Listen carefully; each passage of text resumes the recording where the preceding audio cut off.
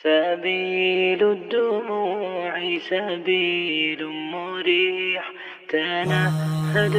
اعوذ باللہ من الشیطان الرجیم، بسم اللہ الرحمن الرحیم۔ ناظرین، دین اسلام نے علم کو، نالج کو اور انفارمیشن حاصل کرنے کو اور اپنے آپ کو ایجوکیٹ کرنے کے اعتبار سے جتنا زور دیا ہے نا، میں یہ سمجھتا ہوں کہ دنیا کے کسی بھی مذہب اور دنیا کے کسی بھی ریلیجن نے اتنا زور نہیں دیا جتنا دین اسلام نے دیا۔ یہی وجہ ہے کہ ایک باقاعدہ جو ہے نا، اس کو کمپلسری علم کہا گیا، اپنے آپ کو ایجوکیٹ کرنا۔ رسول اللہ صلی اللہ علیہ وسلم نے فرمایا، طلب العلم فریضۃ علی کل مسلم و مسلمہ، کہ علم حاصل کرنا، نالج کو گیٹ کرنا، پڑھنا لکھنا ہر مسلمان مرد اور عورت دونوں کے اوپر فرض ہے۔ یہی وجہ ہے کہ سکسیز حاصل کرنے کے لیے انسان کا ایجوکیٹ ہونا ضروری ہے، پڑھا لکھا ہونا ضروری ہے، اب چاہے وہ دینی تعلیم ہو اور دنیاوی تعلیم۔ اسلام کا نقطہ نظر یہ ہے کہ ہمیں دین اور دنیا دونوں کو ساتھ لے کر کے چلنا، لہٰذا اپنے بچوں کو دینی تعلیم سے بھی روشناس کروائیں اور دنیاوی تعلیم سے بھی روشناس کروائیں۔ ظاہر سی بات ہے، ہمیں دنیا میں رہنا ہے تو دنیا کے طور طریقے، دنیا کی ثقافت اور دنیا کا کلچر اور دنیا کا سسٹم ہم لوگوں کو پتہ ہونا چاہیے، تاکہ ہم لوگ جو ہے نا مس گائیڈ نہ ہو سکے۔ اور اگر میں اسلامک نالج، اسلامک انفارمیشن اور اسلامک ایجوکیشن کی بات کروں تو یہ اصول دوسرا یاد رکھیے گا کہ بغیر علم کے کوئی اللہ کا ولی نہیں بن سکتا۔ یعنی اگر میں اس کا اپوزٹ جملہ بناؤں، سینٹینس بناؤں، تو وہ یہ جملہ بنے گا کہ جاہل آدمی کبھی بھی اللہ کا ولی نہیں بن سکتا۔ یعنی جس کو قرآن و حدیث کا علم نہ ہو، جو عالم نہ ہو، اور جس کو جو ہے نا وہ علوم و فنون کے اندر مہارت تامہ حاصل نہ ہو، وہ ڈیفینیٹلی اللہ کا ولی نہیں بن سکتا۔ اس لیے ہمارے یہاں بعض علماء کرام بڑا زور دیتے اس حوالے سے کہ جعلی پیروں سے بچا جائے، جعلی عاملوں سے بچا جائے، وغیرہ وغیرہ، کیونکہ جو بھی پڑھا لکھا انسان ہوتا ہے نا، وہ سمجھ جاتا ہے کہ یہ ڈھونگا پیر ہے، ڈبہ پیر ہے، جعلی پیر ہے، وغیرہ وغیرہ۔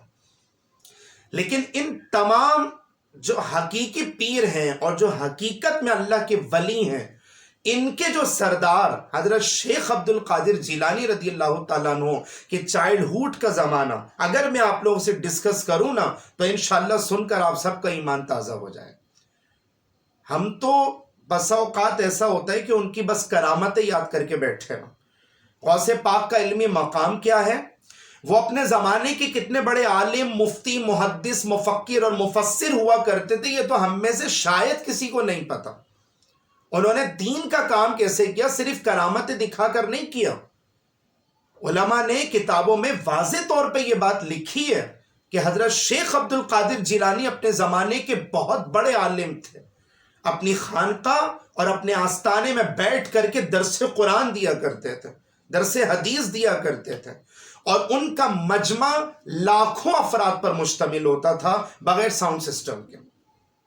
علماء نے یہ بھی لکھا کہ یہ ان کی کرامت تھی، جو ان کی جو آواز ہے نا وہ باقاعدہ سب تک پہنچ جایا کرتی۔ ان کے چائلڈ ہوڈ کا زمانے کا واقعہ سنیے گا، بڑا ایمان افروز واقعہ۔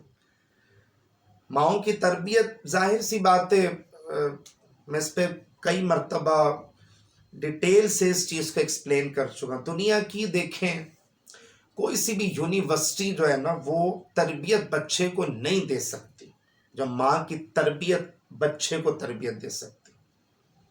پہلی یونیورسٹی، پہلی درس گاہ، اور کہتے ہیں نا کہ پہلا جو لرننگ پروسیس ہوتا ہے بچے کا، سیکھنے کا جو مرحلہ ہوتا ہے، وہ اس کی اپنی ماں کی گود ہوتی ہے۔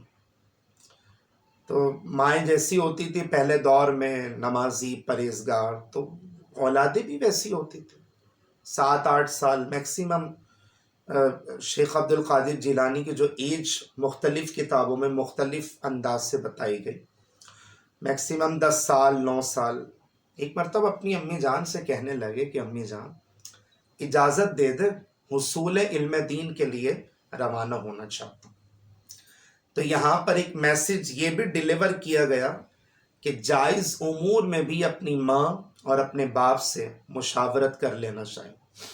اگرچہ علم حاصل کرنا کمپلسری ہے، یعنی لازم ہے، اور علم حاصل کرنا فرض ہے، اس کے لیے پیرنٹس کی اجازت اور ان کی پرمیشن ضروری نہیں ہے. لیکن یہاں پر ایک چیز ہوتی ہے جسے ہم کہتے ہیں تربیت، جسے ہم کہتے ہیں ادب، جسے ہم کہتے ہیں رسپیکٹیبل پرسن بننا، کہ کام تو ہے، اور جس کام کی پرمیشن لے رہے ہیں، خود اسلام کہتا ہے کہ ضروری نہیں ہے پیرنٹ سے پرمیشن لے کر کے آپ فرض علوم حاصل کریں گے، وہ تو وداؤٹ پرمیشن بھی آپ کو ڈیفینیٹلی اس چیز کو حاصل کرنا ہے. مگر یہاں پر ایک میسج ڈیلیور کیا شیخ عبد القادر جیلانی رضی اللہ تعالیٰ عنہ نے کہ جائز امور میں بھی اپنے پیرنٹ سے مشاورت کر لینا چاہیے. اس سے پیرنٹس کو خوشی ہوتی ہے، اور بہت سارے معاملات میں کرتے بھی رہنا چاہیے. اور انسان جتنا بڑا کیوں نہ ہو جائے، لیکن رسول اللہ صلی اللہ علیہ وسلم سے بڑھ کے کون سمجھدار انسان تھا، کون ذہین فطین تھا، اور کس کے پاس سب سے زیادہ عقل تھی؟ حضور علیہ الصلوۃ والسلام. سب سے زیادہ سمجھدار ہمارے آقا، سب سے زیادہ بردبار ہمارے آقا، سب سے زیادہ جو ہے نا وہ بہترین مشورہ دینے والے ذہین فطین انسان ہمارے آقا دو جہاں صلی اللہ علیہ وسلم ہیں. مگر اس کے باوجود آپ کا طرز عمل یہ تھا کہ آپ صحابہ کرام سے مختلف امور میں مشاورت کیا کرتے، اور کئی باتیں ایسی ہوتی تھیں جو صحابہ کرام سے مشورہ لے کر، ان سے ایڈوائز کر کے اس کے مطابق آپ اپنا فیصلہ سنایا کرتے. تو حضرت شیخ عبد القادر جیلانی رضی اللہ تعالی عنہ نے جب اپنی امی جان سے اجازت مانگی تو آپ کی امی جان نے اجازت دے دی کہ جاؤ بیٹا چلے جاؤ. اب جانے زندگی وفا کرے نہ کرے، کیونکہ اس زمانے میں جانوروں کے اوپر سفر ہوتا تھا، گھوڑوں کے اوپر، اونٹوں کے اوپر لانگ ٹریول، کئی مہینوں میں زندگی وفا کرے نہ کرے. اب تمہاری اور ہماری ملاقات انشاءاللہ قیامت میں ہوگی اگر زندگی نے وفا نہ کی تو. لیکن بیٹا جا تو رہے ہو، لیکن جاتے جاتے اپنی ماں کی نصیحت ہمیشہ یاد رکھ لینا بیٹا عبد القادر. اور وہ نصیحت تمہاری ماں کی یہ ہے کہ اپنی زندگی میں کبھی بھی جھوٹ نہیں بولنا. ناظرین، یہی تو وہ نقطہ ہے کہ جس کو قرآن نے بھی ایکسپلین کیا. فرمایا یا ایھا الذین آمنوا اتقوا اللہ وکونوا مع الصادقین، کہ اے ایمان والو اللہ سے ڈرو اور سچوں کے ساتھ ہو جاؤ. کیونکہ سچ بولنا ایک ایسی ایبیلٹی ہے اور ایک ایسی خاص صفت ہے جو تمام صفات کے اوپر سب سے اول درجے پہ رکھی ہے. انسان اگر سچ بولتا ہے تو اس کی ایک الگ نورانیت ہوتی ہے اور ایک الگ خاصیت ہوتی ہے اس کی. اچھا، یہ نصیحت تو بھائی ہم بھی کرتے ہیں اپنے بچوں کو، لیکن بچے ایکسیپٹ نہیں کرتے. وجہ کیا؟ کیونکہ ہم بچوں کے سامنے خود جھوٹ بول رہے ہوتے. جیسے کبھی اگر ہمارا کوئی دوست یار آ جائے ہمیں بلانے، تو ہم اپنے بچے کو خود بولتے ہیں کہ بیٹا جا کے انکل سے کہہ دو کہ تمہارے ابا گھر پہ نہیں ہیں. تو اب بچہ تو کیچ کر رہا ہے، کیپچر کر رہا ہے، اور وہ ایک ایک چیز کو نوٹ کر رہا ہے. ٹھیک ہے، بچہ جو ہے نا وہ ایک ایک چیز کو نوٹ کر کے وہ یہ دیکھ رہا ہے کہ میرا باپ جھوٹ بول رہا ہے اور مجھے بول رہا ہے کہ سچ بولو. بچہ نوٹ کر رہا ہے کہ میرا باپ نماز نہیں پڑھ رہا ہے اور مجھے کہہ رہا ہے کہ نماز پڑھو. بچہ کہہ رہا ہے کہ بیٹا گالیاں نہ دو، اور میرا باپ تو خود جو ہے نا وہ ایبیوز ورڈنگ استعمال کر رہا ہے اور مجھے بول رہا ہے کہ آپ تمیز سے پیش آئیں وغیرہ وغیرہ. تو یہ وہ مین پوائنٹ ہے کہ جو عموماً ایز اے پیرنٹس ہماری نصیحتیں ہماری اولادوں کے اوپر ایفیکٹ نہیں کر پاتی ہیں. سوچئے گا اس کو تنہائی کے عالم میں. یہ میں نے بہت خاص پوائنٹ کی بات بتائی ہے. آپ جیسے ہوں گے نا ویسی آپ کی اولادیں ہوں گی. آپ کا طرز عمل جیسا ہوگا ویسی آپ کی اولادیں ہوں گی. آپ کے اندر سچ بولنے کی صلاحیت، اولادیں بھی ویسی. نماز پڑھنے کی صلاحیت، اولادیں بھی ویسی. فوراً اس چیز کو ایکسیپٹ کیا انہوں نے. ٹھیک ہے امی جان، میں آپ کی نصیحت ہمیشہ تا دم مرگ یاد رکھوں گا. 40 سونے کے سکے، اس زمانے میں ظاہر سی بات ہے کہ وہ کاغذی کرنسی نہیں تھی، سونے چاندی وغیرہ کے سکے چلا کرتے تھے. 40 سونے کے سکے دیے اور دینے کے بعد رخصت کر دیے. ایک قافلے کے ہمراہ گئے اور ظاہر لانگ ٹریول کر کے حصول علم دین کے لیے جانا تھا. اچھا، آپ نے ناظرین ایک بات نوٹ کی ہے کہ جتنے اللہ کے ولی گزرے ہیں نا، جیسے حضرت شیخ عبد القادر جیلانی ہیں، حضرت خواجہ غریب نواز ہیں، حضرت بابا فرید الدین گنج شکر ہیں، حضرت داتا علی حجویری ہیں رحمۃ اللہ تعالی علیہم اجمعین، جتنے اولیاء کرام ہیں نا، سب نے سب سے پہلے شریعت کا علم حاصل کیا، اس کے بعد طریقت کا علم حاصل کیا، یعنی تصوف کا علم حاصل کیا، یعنی پہلے ظاہری علوم میں دسترس حاصل کی، اس کے بعد باطنی علوم کی طرف چلے گا۔ ہمارے یہاں بہت سارے پیر صاحبان ایسے بھی ملیں گے نا جن کو بولا جائے کہ نماز پڑھو، ہاں ہاں پڑھتے ہیں، کہاں پڑھتے ہیں؟ مکے مدینے میں نماز پڑھتے ہیں۔ ارے بھائی کون سی حدیث میں آ گیا یہ کہ کھانے وغیرہ سارے یہیں پہ، نذرانے وغیرہ سارے یہیں پہ، اور نماز پڑھنے کے لیے آپ مکے اور مدینہ تشریف لے کر کے جا رہے ہیں؟ اس کا الٹ تو کر لیں نا، آپ کھانا وہاں کھا لیں، نمازیں یہاں پہ پڑھ لیں، تو پتہ چل جائے گا ہاں بھائی کرامت ہے، بغیر کھائے پیے بھی حضرت صاحب زندہ رہتا ہے۔ ایسے ایسے آپ کو ڈرامے باز قسم کے لوگ ملیں گے۔ لیکن ناظرین، جو اصل پیر ہوگا نا، اور جو اصل اللہ کا ولی ہوگا، اس نے سب سے پہلے شریعت کا علم حاصل کیا ہوگا، اس کے بعد وہ راہ طریقت اور راہ تصوف کی طرف گیا ہوگا۔